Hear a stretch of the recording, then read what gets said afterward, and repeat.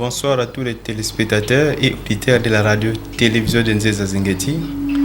Vous qui nous suivez à Mbanzangungu, à Kisantu et dans les villages périphériques, vous qui êtes toujours fidèles à votre chaîne de télévision d'excellence, nous vous souhaitons une très bonne soirée.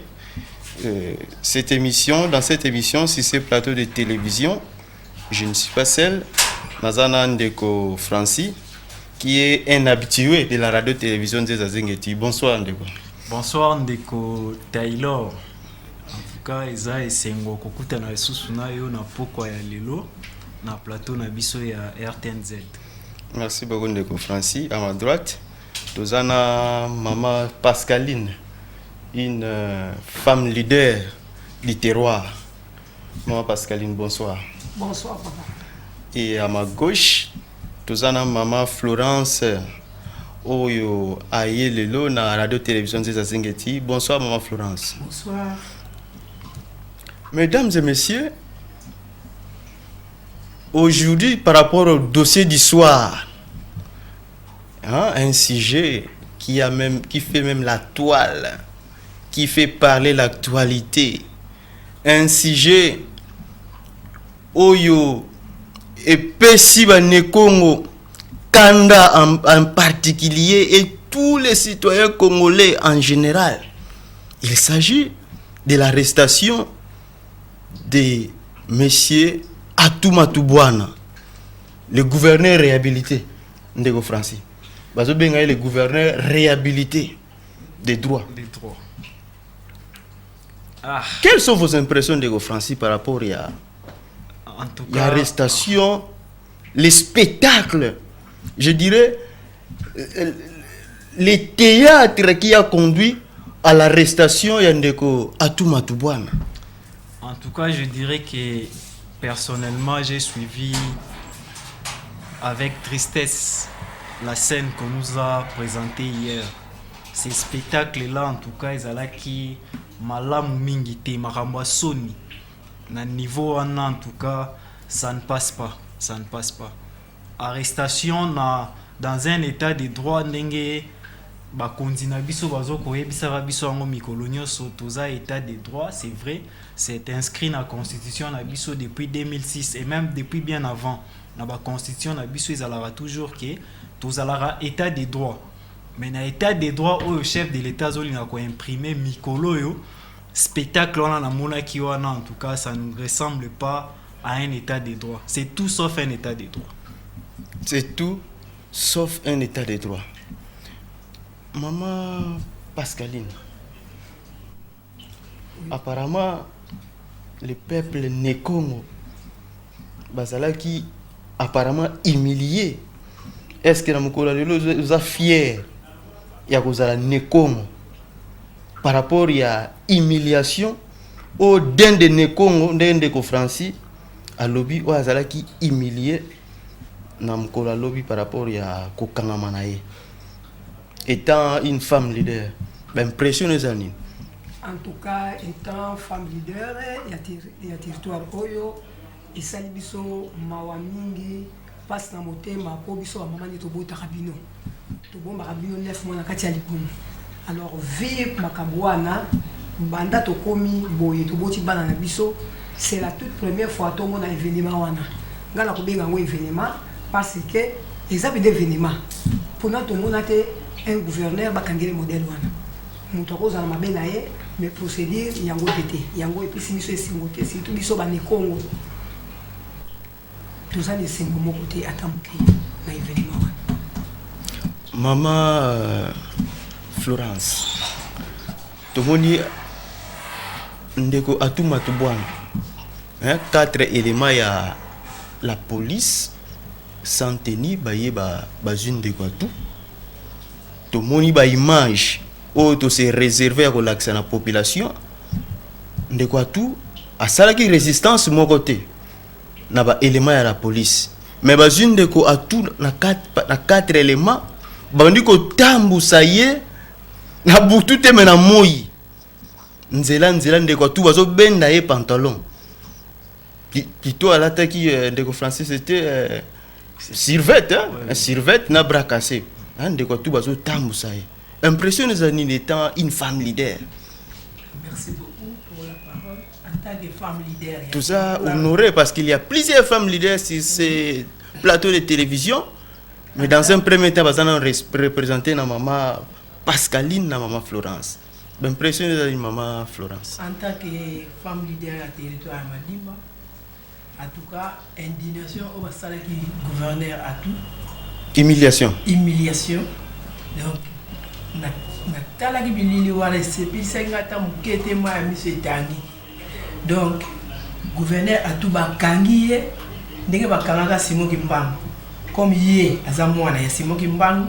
Donc, bakangi ye lokola bakanga ki papa na ye Simon Kimbangu. Mais asala geta matata mokote andimaka bakanga ye. Et puis basoda o bakangi to yebite basoda ya solo to bayaki po enlever to yebite. Mais eloko moko malamu to yokaki ke batikaki. C'est ça qui me fait plaisir pour to yokaki ke batikaki. Voilà, si la régie est avec nous, s'ils peuvent nous proposer un élément, il y a déclaration, il y a président, il y a assemblée provinciale, honorable Jean-Claude Vouemba était aussi un Ekongo digne, un Ekongo respectable, digne de ce nom, avait aussi fait une déclaration par rapport il y a une arrestation, il y a Ndeko Atou Matubwana. Si la régie est prête, bah balancer les déclaration, il y a Ndeko honorable Jean-Claude Vouemba. Déception, c'est avec honte, c'est avec tristesse, c'est avec une colère noire de suivre à travers les réseaux sociaux l'arrestation du gouverneur de la province du Congo central, représentant personnel du président de la République, Félix Antoine Tshisekedi Tshilombo, être acheminé, que ce soit à la direction générale de la police, que ce soit au parquet, près de la cour de cassation, à pied, comme un vulgaire chien dans la rue. À ce jour, il est présumé innocent, puisqu'il n'y a aucun jugement qui a été fait contre lui. Comment voulez-vous que nous puissions accepter ce genre de choses? On ne peut pas humilier le peuple congolais. On ne peut pas humilier le peuple Congo jusqu'à ce point. La dernière fois que nous avons vu ce genre d'image, que nos arrière-grands-parents nous le racontent, c'est quand on a cheminé Simon Kimbangu à la prison de Mbanzangungu, 10 villes de l'époque. Quel que soit le leur, nous avons vu dans ce pays les gens dilipendés plus de 500 à 800 millions de dollars. Ils n'ont jamais été traités de la sorte. Comment voulez-vous que nous puissions l'accepter? Je lance un appel au président de la République. Vraiment, notre pays manque de véhicules pour acheminer quelqu'un que la justice doit attendre. L'amener à pied comme un vulgaire bandit. Tous ces fonctionnaires de la police qui ont fait ces sales besognes doivent être nécessairement entendus et irradiés de la police. Et nous savons quand même d'où viennent toutes ces histoires. S'ils veulent la déstabilisation de la province du Congo central, c'est la bonne manière qu'ils viennent de faire. Ça servira à quoi que le président de la République puisse inciter les investisseurs dès lors qu'un de ses représentants est conduit de la sorte, en tant que présumé innocent. Je lance un appel au Né-Congo de se soulever, au peuple congolais de se soulever contre cette humiliation d'un des nôtres dans notre pays. Et je vous dis, ça ne se passera pas ainsi. Même sous le régime de M. Kabila, nous n'avons jamais vécu ça. Voilà, Ndeko Francis, vous avez vu les tons qu'a affiché l'honorable Jean-Claude Vouemba. Et Il a même proposé des sanctions exemplaires aux agents de l'ordre qui ont eu à exécuter arrestation Yandeko Atumatubana. Il est même allé jusqu'à proposer leur radiation na mulongo ya ba policiers parce qu'ils ont fait la honte à la police judiciaire de français. Par rapport dans comment est-ce que vous analysez d'abord le discours honorable Jean-Claude Mvouemba? En tout cas, c'est à la hauteur. Il y a indignation au Bissognos. Là, quand je dis Bissognos, ça ne doit pas seulement indigner les Nékongo. Parce qu'aujourd'hui, c'est les Nékongo. Demain, ça sera quelqu'un du Kasaï. Et après, demain, ça sera peut-être quelqu'un de l'Équateur. Parce que cette façon-là de faire, il y a la police et Komikoleka.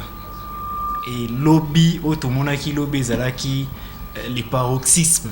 Et atteindre le niveau nango ya souka.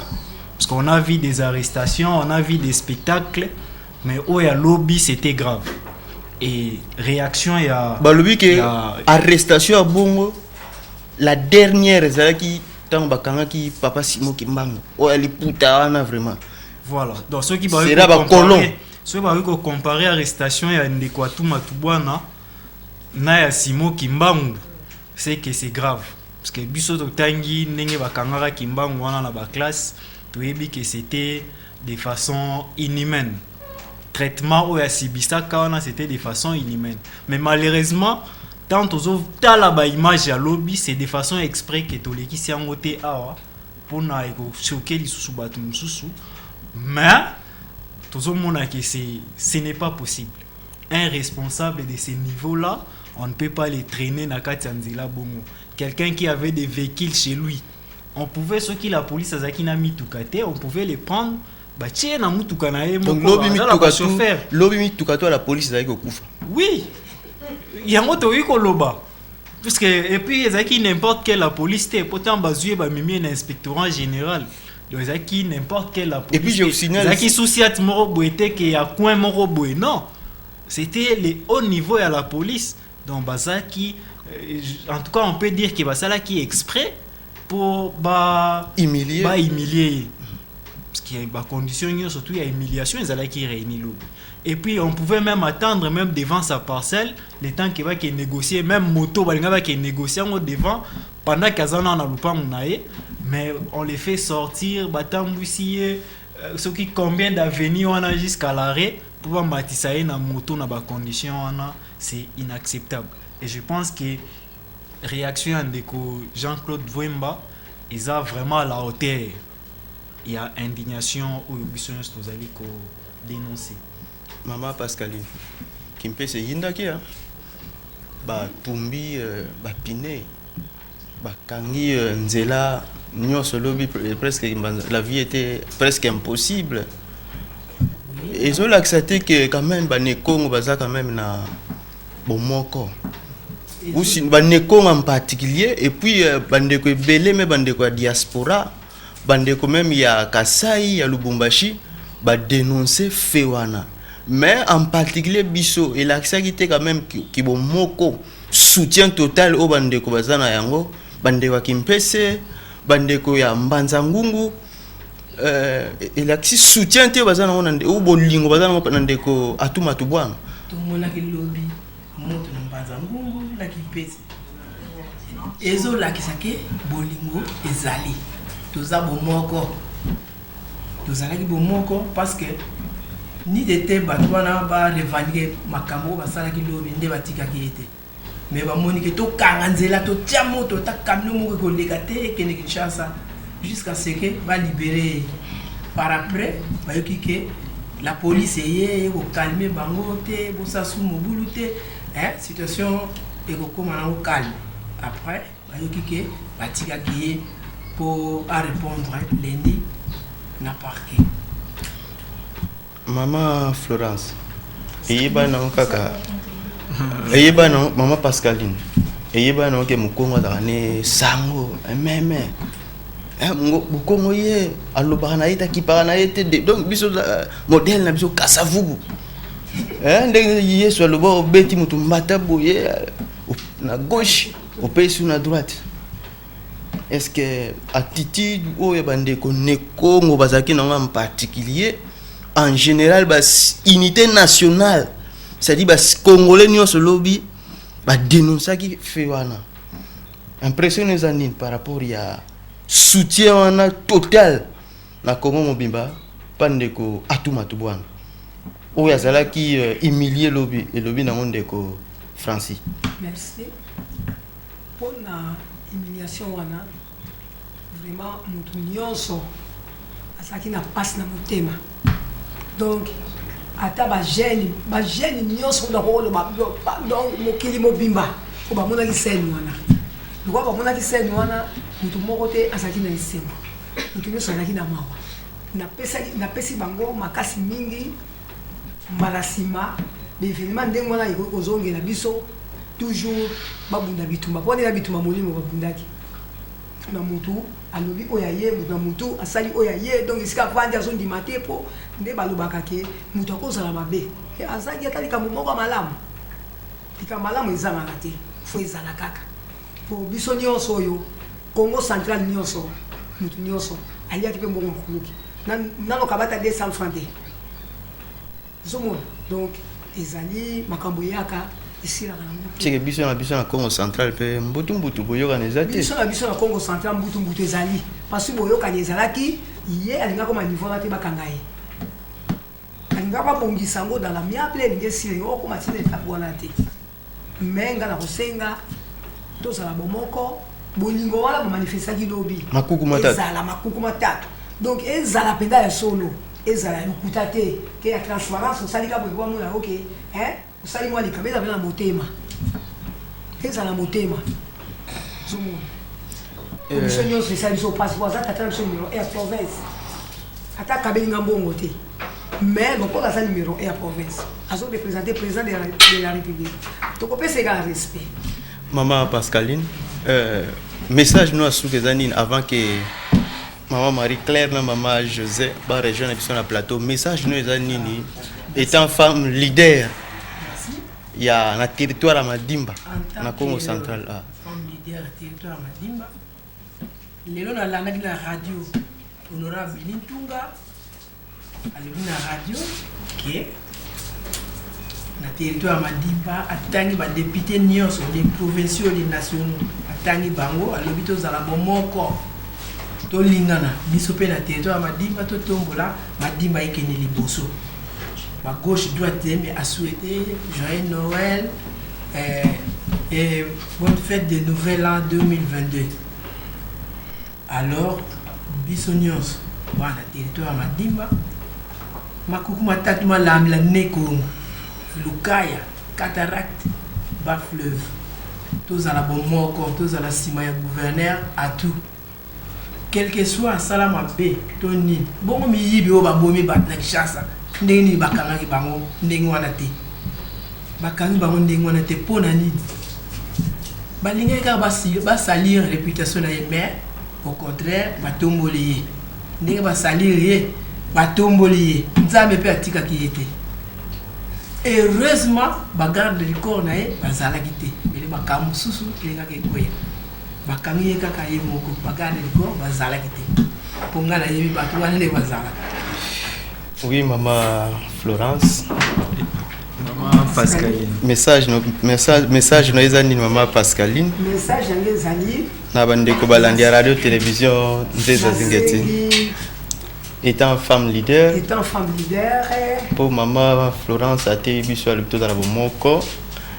Pour na totombola Congo central. Makuku matatu. Malamba nzungu.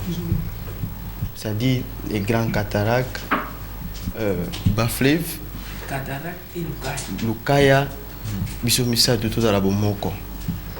Message na Yuzanini. Étant femme leader. Étant femme leader, tous à la bolingo. Dès que vous souvenez qu'à phrase wana, tous à la bolingo, tous les 3 districts, tous à l'ima kuku matatu.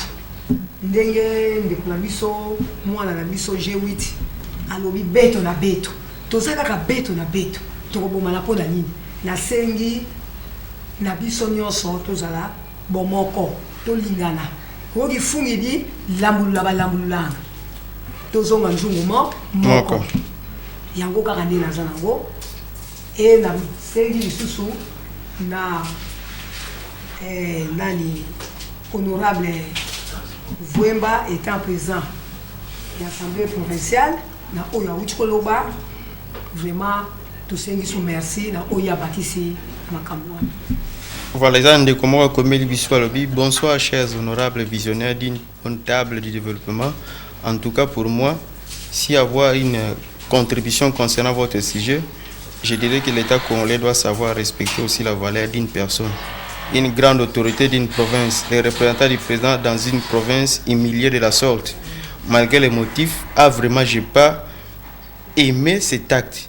Ils doivent savoir aussi que le peuple du Congo n'est pas content. C'est notre jeune frère Tigal Malenga. Tigal a intervenu par rapport à ce sujet. Si la région est prête, un élément, il y a Bandeko. Oyo belé logo la maman Pascaline, maman Florence, on va dénoncer arrestation humiliante il y a ndeko gouverneur Atou Matubwana ceux qui rejettent après va coacher la biso élément ala luketi oyo bosali tosepeli na binti bomoninga nankundia mboke so bare biso boya bare biso sikoyo awa nzela za kokangama manza ngungu personne ne passera vous le bere Atou Matubwana tofongoli nzela oyo ki message na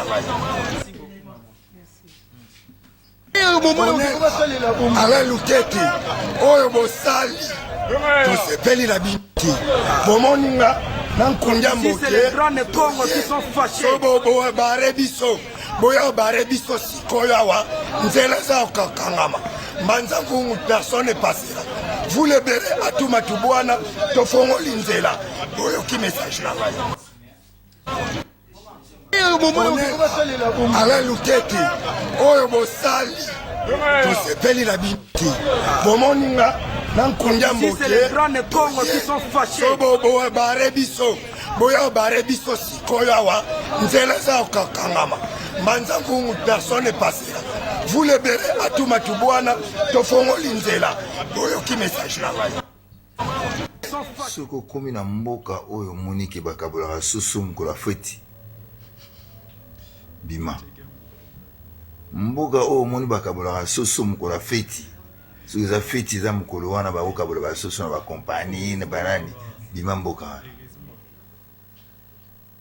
coordinateur de la presse nazali koyebisa na banekongo nyonso na bato oyo nyonso balingaka Congo central na baoyo balingaka le gouverneur Atou Matubwana Nkuluki tozalaki na Kinshasa mpe toza na Kin bouti kovivre mpe kolanda bavideo nyonso oza koleka na baréseaux sociaux mpona kohumilie un gouverneur qui a été élu un gouverneur oyo nanu alongo ete officiellement toloba yango PDP nyonso wana pourquoi kimutema mabe ya biso bakongo le bakongo tala niveau ya makambo oyo bozoluka nazoyebisa na bato oyo basali bacomplot mpona humiliation d'abord na baheure za koya wana baheure juste après nga bokomona ndenge gouverneur Atou Matubwana akoloba tokozwa ye image oyo aza libre que ça soit problème yango ndenge nini que ça soit justice yango ndenge nini un gouverneur autorité lokola Atou Matubwana bakokanga lokwa muyibi te bongo na kraka na makolo même bagent ya renseignement nga na mwana soda que ça soit bapesi bino mbongo ndenge nini kodete mutu na sens ya humiliation bongo na miso ya bato ya yalaka te na comprendre déjà bagene ndenge nini ekendelele nga na mokongo mutu akolongola muyomba te na mokongo véritable muyomba 100% de pères et de mères pour l'intérêt de ma province na telemi mpona yebisa grand notable ya Congo central eloko oyo bandeko basali 12 wana poza 12 Bon piqué, na soulèvement au bébé sala. Moi je suis journaliste d'investigation, naza muta mutute. Mais tant on a so pour appuyer mutu, on a la lingi et surtout mutu oyo a la vision chef de l'État. Et elle est sous muté. Mutu sera sali mabe. Mutu nyonso, mutu a parfait na mon kilo à sate. Même yemo diable, a qui parfait jamais devant Nzambe. Alors, nazo yebisa na Congo oyo. Bolingi te province ya Congo central et beba. Et quand ça désordre, toka bona. Bon piqué, mais bon yebaka biso nde batu. To battre la province wana. Parce qu'à venir, il y a Congo central, il y a biso ba grand leader de Congo. Bon piqué la bino, pour makambo oyo ezo koma mabe. Merci la garante de la nation pour la situation déjà comme déjà qu'on s'apaisait. Parce que bino ba luka 12, ba biso apeki ça un grand guerrier la ville à Kinshasa. Un grand guerrier na Congo yo. O bozo luka bon piqué. Ngande Pékin ça le. Voilà, vous qui nous suivez au 89.7, nos fidèles auditeurs, vous qui voulez contribuer via les SMS en cette émission, veuillez nous contacter au 085 046 65 51 085 046 65 51. Si ces plateaux de télévision, nous avons na maman, deux personnes nous ont rejoints. À ma droite, nous avons maman Marie-Claire. Maman Marie-Claire Nzongo, bonsoir. Bonsoir. Et à ma gauche, nous avons maman José Ntsonto, une des femmes leaders du terroir. Le coup l'appelle maman Marie-Claire Nzongo. Bonsoir maman José. Bonsoir papa. Maman Marie-José.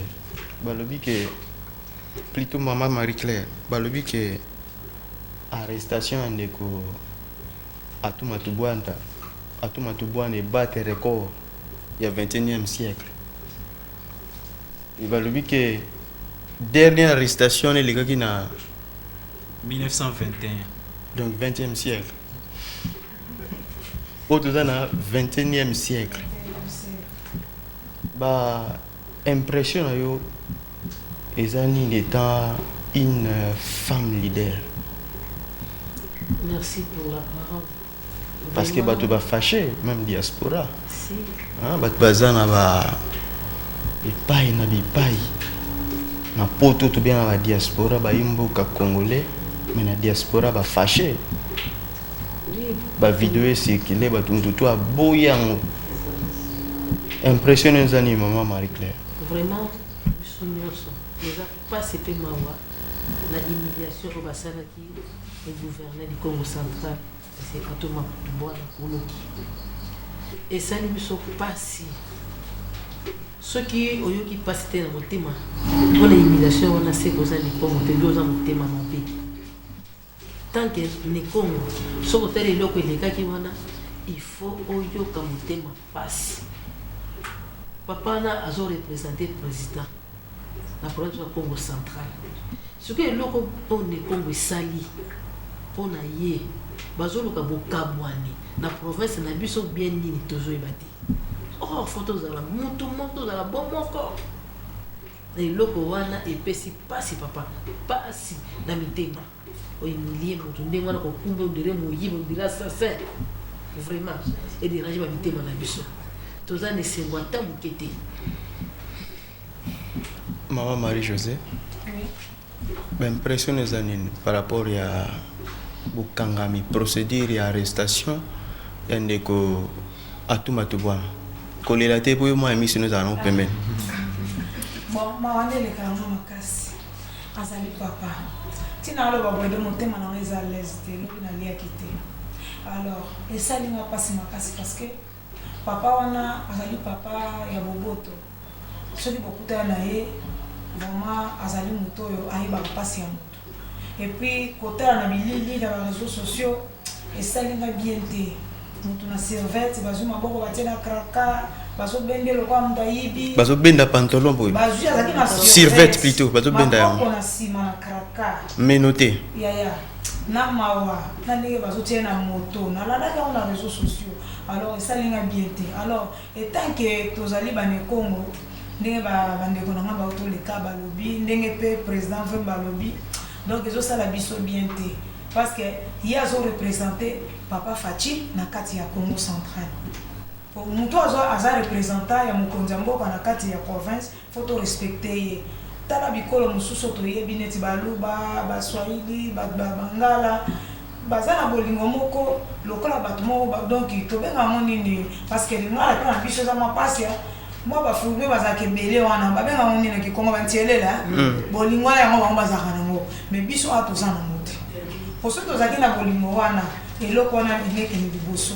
parce que kotala boye moto ata asali mabe basalaka ndeni te bobengi ye na boboto nyonso etaki responsable un responsable bamaltraitaka ye te on ne sait jamais lobi eza nini mpo balobi ke même bato oyo tomonaka baprésumé coupable tomonaka na nino na Molière télévision batambusaka bango na Kinshasa te bafanisaka bango wana police ye ezwi bango na mutuka mais ndeko atu atamboli c'était vraiment tonge ndeko Francide oui ndeko atu atamboli distance ti bagala omona moto j'espère banyata wana c'était surtout calculer on va 2 km kokaki tout le monde pouvait prendre des images moto na zana ba vidéo na ye na ndege na ye et quoi ça va faire même ça va prolonger même 5 km bon to koloba nini on se va commenter ba 5 km ya ndege batambusi wana za ko humilier moto na position za kitoko te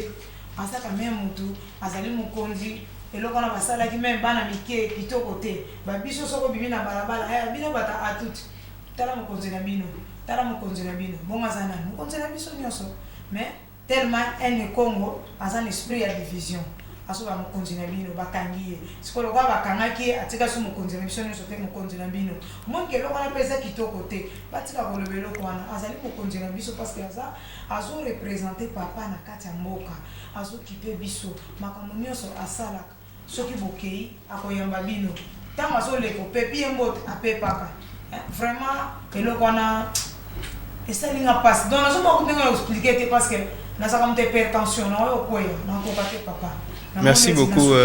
Merci beaucoup maman José Tsonso par rapport à indignation oyo présenté en face du monde par rapport à procédure biaisée oyo memaki arrestation yandeko Atu Matubwana.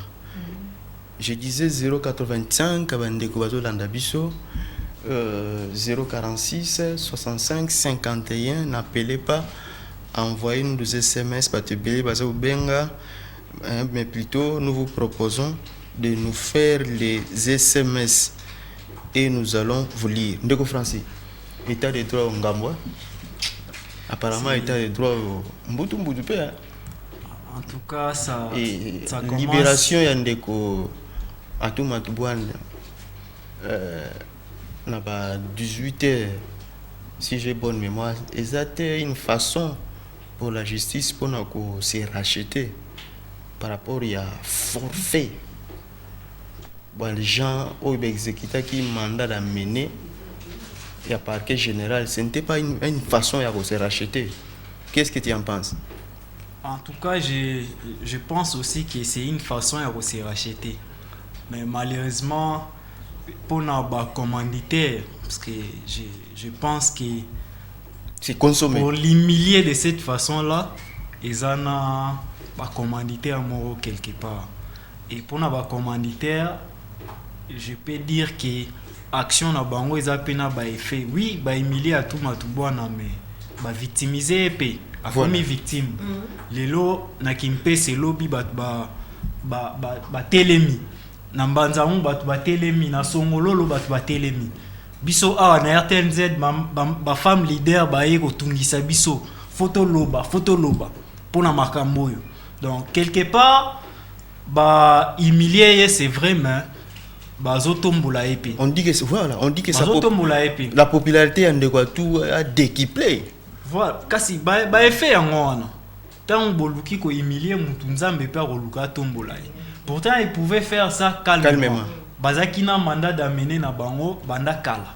Et puis, dans l'image, tout le monde, j'insiste, apparemment, il n'y avait aucune résistance. En tout cas, dans l'image, à partir à l'oupan, on a un en tout cas, on a monité place à résister. On a évité na kati andako. Mais en tout cas, à partir de l'image, il y a kati à l'oupan, on a un bima. Na lobaki angwa ba personnalité nyon surtout ba kenda ko procéder na ba arrestation. D'ailleurs, ba ko ebisa biso te kezaki ba yeba ki te ke ba ozwaye wana. Non, ba yeba ki déjà bazaki na information qui est Aza na résidence wana ya Matonge. Donc il pouvait bien s'amener même na catch. Ça coûte quoi catch na kin bozuye ti wana bokena ya zongi sibino. Ça ne coûte rien. Donc on peut comprendre que Zaki planifié, mais malheureusement planification on est sali qui justice en banda luke kangaye ba sanzié. Ba zuye ba sanzié ba la mort le même jour.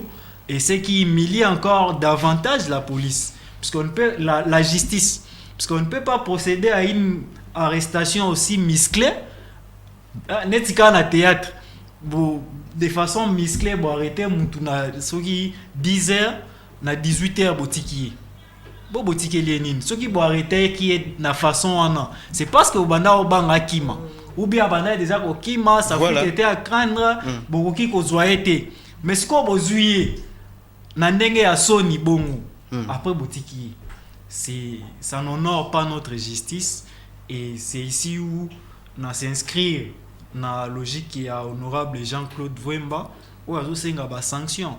Il faut siko ba sanction banda retomber et pas ya ba tu ya boui. Arrestation en tout cas c'est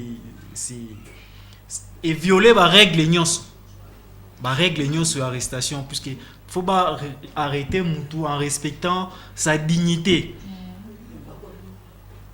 Droit de l'homme, faut la respecter. Et puis, Constitution, Libekoli Konzi parle de la présomption d'innocence. Moutou Aza qui n'a condamné par une décision définitive de la justice. Aza Obabengi, par présomption, Aza nous innocent. Donc, il y a un Francis, au Lamou qui a un bon matin. Même si on vous reproche quelque chose, Basilo n'a pas modèle. Présomption d'innocence. Là, je commence aussi à craindre. Ce qui est comme il a ndeko atuma tubwana. Ndeko atuma tubwana na puissance onyo soto rebellier. Ce qui est comme il a et bon est-ce que biso ba petit peuple. C'est vraiment à craindre. Parce que Moutouaro Kendega na parquet, na police a fabriqué les plaintes.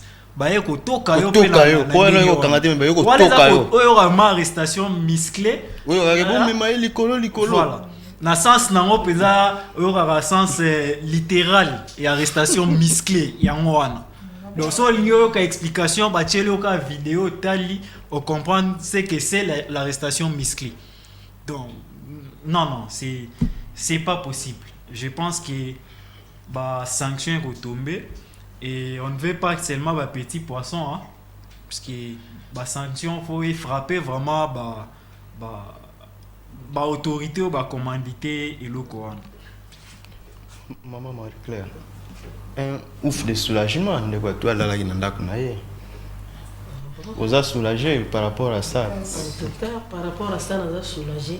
Depuis que maman a souhaité libérer, nous a souhaité un soulagement. Mais ndenge pota oui na mwana ba poignard na ki motema nanga na soka ki penza na motema sala nga bien te mais to joie ki mo soulagement tamba lobi ke ba libérer ndenge honorable Mvwemba zoloba ke ba yebi na bango bato basali makambo wana basaka baneko quel que soit million ba pesio quel que soit mbongo ba pesio o ndimo million de kona obongo te poza ndeko no mobali pe en tennis civil to éviter ba basala enlèvement ou comment humiliation à ndenge wana bozo mema mutu neti mo yibi donc bozo mema ye azo pema te donc mbango makole ko na mabelete vraiment eza passe donc osengi na bandeko moto yokana tozala bomoko totonga province na biso ya Congo central na boye totonga province ndenge nini oyo bazokolaki séparation mais tosengi na bani Congo nyonso totonga province na biso ya Congo central tozala bomoko mpo totombola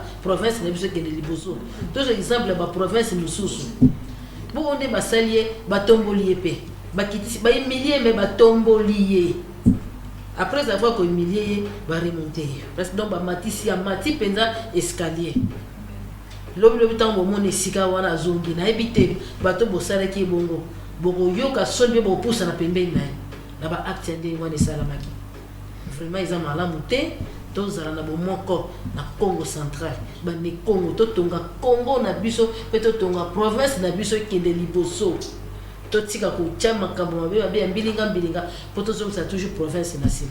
Merci beaucoup maman Marie-Claire Nzongo.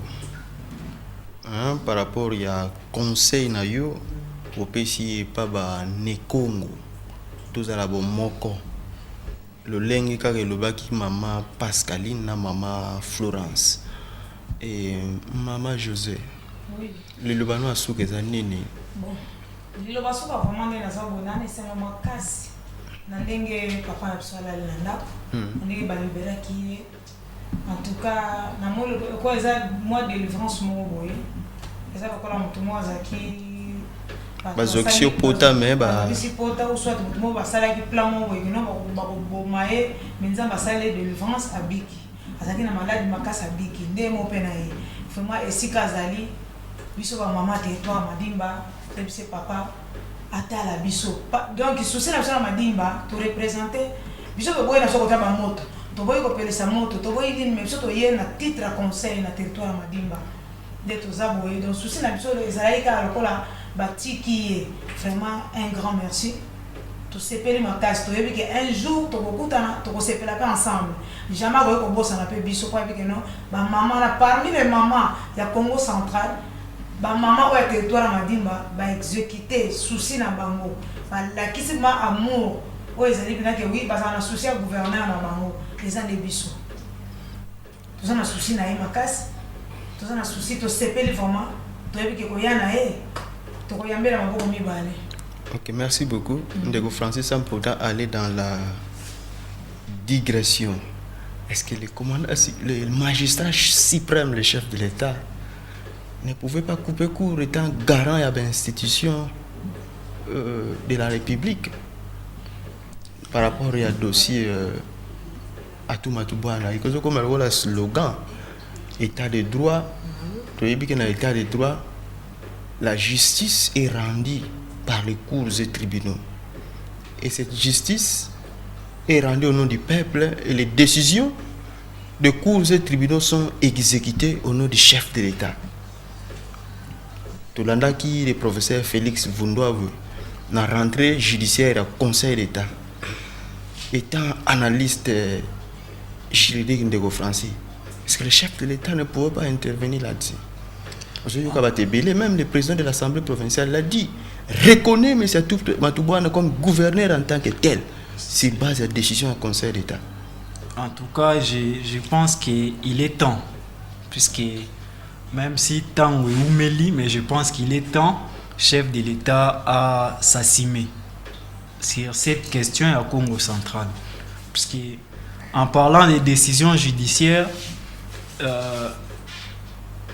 vice-premier ministre intérieur, il y a des décisions importées, des décisions à cour constitutionnelle.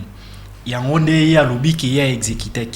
Dernièrement, il y a l'échange des lettres. Il y a des lettres, en tout cas, qui est un peu chaud. Entre le procureur général Octave Tela, il y a le Conseil d'État, procureur, il y a parquet, il y a Conseil d'État. Non, il y a vice-premier ministre intérieur. Échange des Makas, procureur jusqu'à ce qu'il a porté qui est plainte. Par rapport à dossier Congo central, par rapport à une exécution, il y a décision, il y a ordonnance, il y a conseil d'État, il y a une plainte à charge, il y a vice-premier ministre intérieur, à niveau il y a parquet près la cour de cassation. Donc côté Tokomi Okende, situation est comme de plus en plus malamu mingi, crise est s'enfoncer. Parce que Tokomi à niveau on a province à partir de l'événement lobby président de l'Assemblée provinciale, en tout cas à ma connaissance, a tikala aux position T. Banda Bachaki intérim et Andeko Justin Luemba. Mais na lobby, décision à conseil d'État. En tout cas, ma connaissance, ça soit qui décision T allant dans un sens comme dans l'autre. Mais lobby a s'affiché clairement comme azo reconnaître Ndeko Atuma Tubwana comme gouverneur. Si toko mi na situation moko eza malamu mingi te situation ya crise parce que Ndeko Luemba pe en suivant cette déclaration là tu éviter réaction des arandenge nini et puis parfois ça a une réaction moko épidermique tu éviter que la lettre que la nini à sala. Donc province ça la de plus en plus déstabilisée.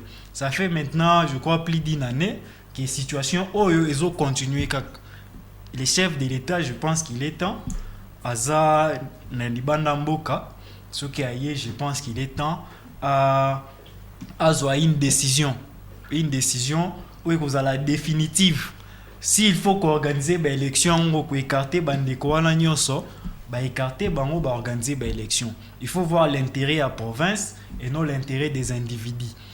Puisqu'il y a depuis, je crois, 2019, presque rien ne s'est fait dans la province. Crise deko atu suspension kozonga a retravailler nengeni c'est ça a retravailler tant nini tant kalinga banda mo makamba malamu ambanza ngungu au moins les travaux continuer bandeko ambanza ngungu bazo sepela parce que moi voirie urbaine et salami tout le monde a moi quelques avenirs en tout cas la mbanza ngungu c'est bon. Initiative voilà soya qui pe na ba inkisi et ke na ba kasangulu na ba mboka mususu pe ba kimpe selinga ke za la malamu mais malheureusement instabilité institutionnelle dans la province ils ont permettre même de que Justin Luemba azo ça l'intérim et qu'on permettre d'ailleurs l'intérim c'est juste pour affecter les affaires courantes et moi-même ça m'étonne que intérimaire c'est juste pour et puis azo ça en sorte que par son action c'est ça qui bien que par rapport à ces désistats qui c'est ça qui conseil d'état entière opposition quand ordonnance voilà ça m'étonne parce que ceux qui ne décoient tout à zongi hier au tikalara vice gouverneur tiko na bango ko continuer ti 2023 ti 2024 d'ailleurs parce que parce que il na ticket moko conséquence il y a destitution ndeko à tout et ça peut avoir conséquence c'est ndeko Justin c'est pourquoi tant au Seigneur lancé qui appelle la candidature pour la élection à Congo central et ça qui pour na gouverneur na vice gouverneur donc il y a côté kala la té intérim na aux à la libéralité donc ça ne sert à rien province et ça est à la situation moro où il y a une gouvernabilité pour na intérêt à individu et tout ça va tirer des ficelles pe belé bazana à Kinshasa.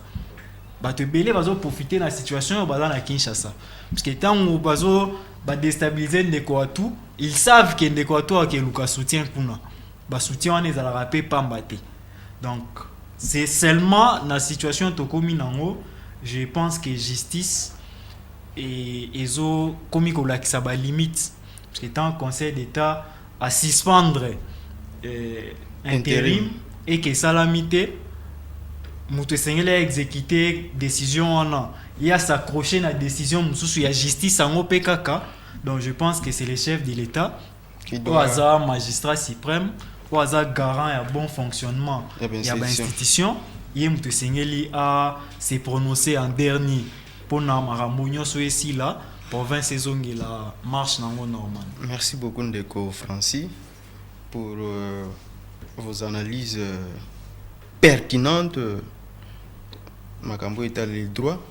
Tout ça, on a commis Sali. S'il te plaît, avec beaucoup de message, c'est la part de Griezmann qui nous suit à partir il dit Griezmann qui nous suit également. Et tout ça, on a Davin qui est là, qui nous a écrit au Sali, c'est que bazala qui na cop pona ezama b et loko oyo basalaki et loko les gars qui na Kinshasa. Merci ndeko Davin pour na contribution na yo bandeko belé bazali ko benga bazali kobenga bapele manke ebele ndeko bokomela biso na message. Merci beaucoup maman Marie José, maman José et puis maman Marie Claire Nzongo pour la présence Nabino. Merci également ndeko Francis et puis nous remercions monsieur Claude Nzeza Zingeti qui est le promoteur de la radio-télévision Nzeza Zingeti et le fondateur de la fondation qui porte son nom, la fondation Claude Nzeza Zingeti. Et nous remercions également nos fidèles téléspectateurs et auditeurs qui nous ont suivis à partir de Kisantu, dans tous les villages des périphériques. Vous qui êtes à Kasangulu, à Zongo, à Mbanzangungu, à Kimpese, merci beaucoup par rapport à la confiance où vous placez toujours dans la radio-télévision Nzeza Zingeti, la chaîne d'excellence. Et puis, Tokutane Mbalasima. Ciao.